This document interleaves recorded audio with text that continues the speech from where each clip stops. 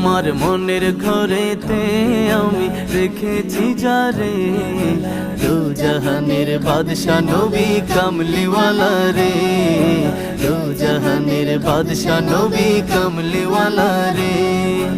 আদি পিতা আদম যখন মুসিবতে পড়ে, ওদের নবীর উসিলাতে আল্লাহ কবুল করে।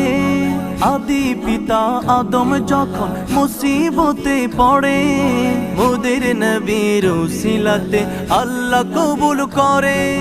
সাকারাতের বিছানাতে দেখা দিও রে, দু জাহানের বাদশা নবী কামলিওয়ালা রে, দু জাহানের বাদশা নবী কামলিওয়ালা রে।